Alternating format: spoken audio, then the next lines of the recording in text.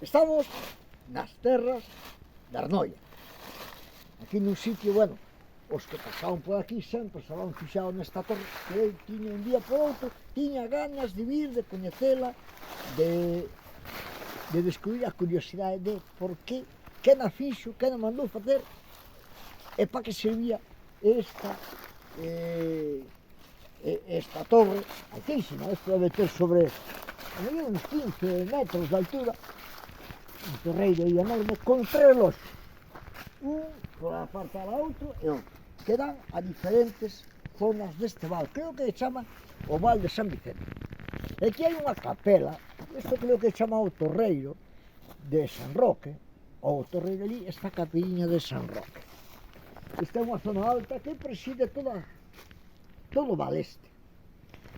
Esta torre, alá nos anos 40, é cando se pon en servicio, 1942 me parece, e os cartos o aportan os veciños que habían emigrado de aquí para América, concretamente para Uruguai. Había unha comunidade, creo que Montevideo, que dixo, vamos facerlle un agasallo alá, aos veciños que quedaron e as familias que quedaron en Arnoia.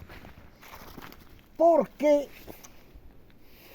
e para que estaba destinada? Pois estes reloxos, aquí se regaba e había determinados usos, sobre todo da rega, que era por quendas, por horarios, a ti tócache tanto a tanto, tanto a tanto, pero isto na Galicia os reloxos, igual que os barcos, andaban cada un ao seu xeito e non se poñían moito de acordo.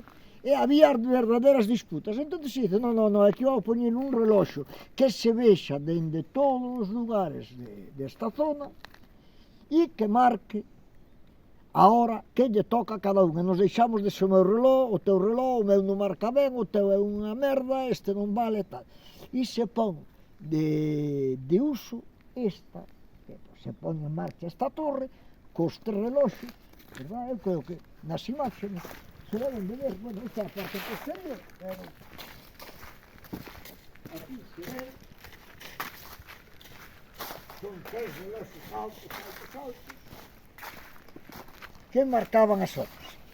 Vale, e así mo contaron a mí, así intento eu contalo, e creo que, ao mellor nas datas e tal, non son moi riguroso, pero a isto era porque se dedicaba esta torre e este reloxo que aquí, na Arnoia, é pagado, costeado, cos veciños que habían marchado a América para que os de aquí non pelexaran polas olas de rega e o citiño. Está loco. Poñerlle me gusta, se vos gusta, e se non, poñerlle me gusta tamén, ala. Ata despois.